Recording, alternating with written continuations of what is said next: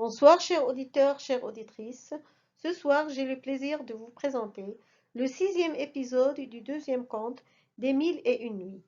Après avoir appris que Tourmente est encore vivante et qu'elle vivait avec un esclave qui s'appelle Ranem, le calife Harun Rachid était hors de lui et a donné l'ordre à son vizir d'aller les chercher. Allons voir ce qui va se passer. Le grand vizir, après avoir reçu cet ordre précis, fit une profonde révérence au calife, en se mettant la main sur la tête, pour marquer qu'il voulait la perdre plutôt que de ne lui obéir, et puis il sortit. La première chose qu'il fit fut d'envoyer demander au syndic des marchands d'étoffes étrangères et de toiles fines des nouvelles de Ranem, avec ordre surtout de s'informer de la rue et de la maison où il demeurait.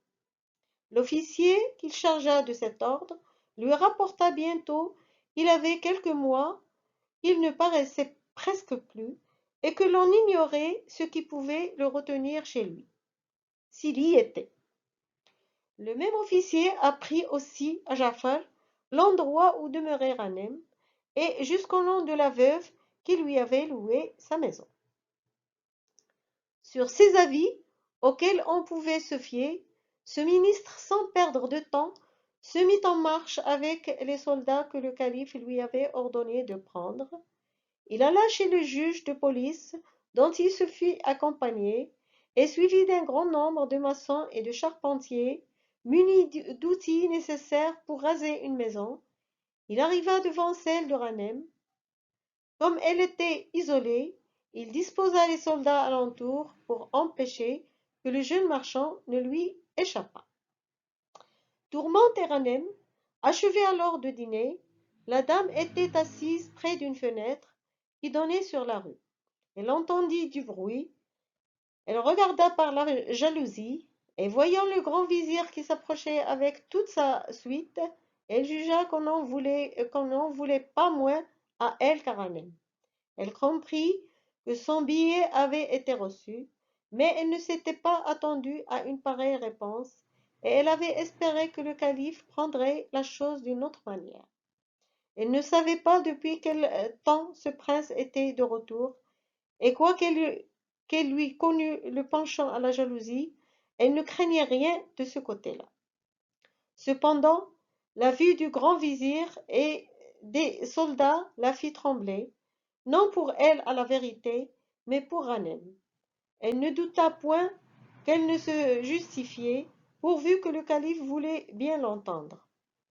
À l'égard de Ranem, qu'elle chérissait moins par reconnaissance que par inclination, elle prévoyait que son rival irrité voudrait le voir et pourrait le condamner sur sa jeunesse et sa bonne mine.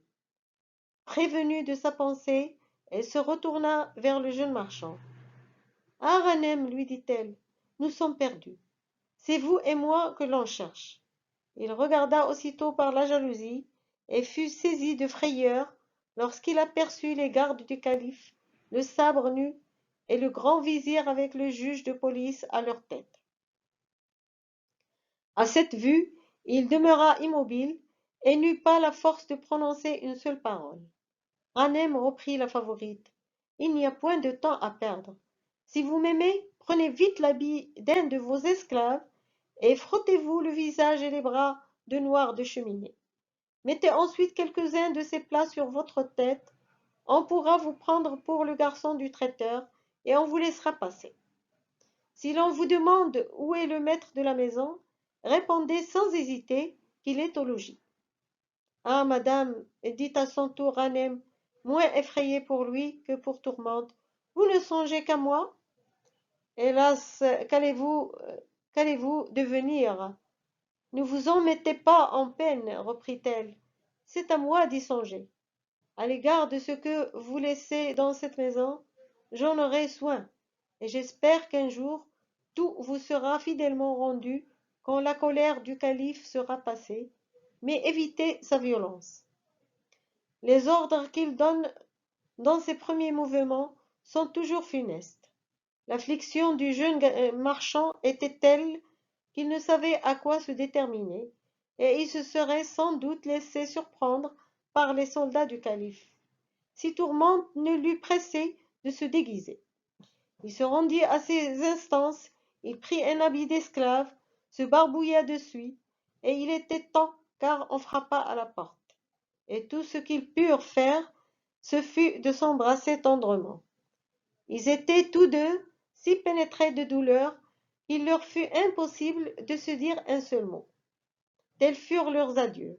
Hanem sortit enfin avec quelques plats sur sa tête.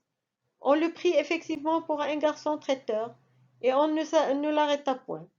Au contraire, le grand vizir qui le rencontra le premier se rangea pour le laisser passer, étant fort éloigné de s'imaginer que ce fût celui qu'il cherchait.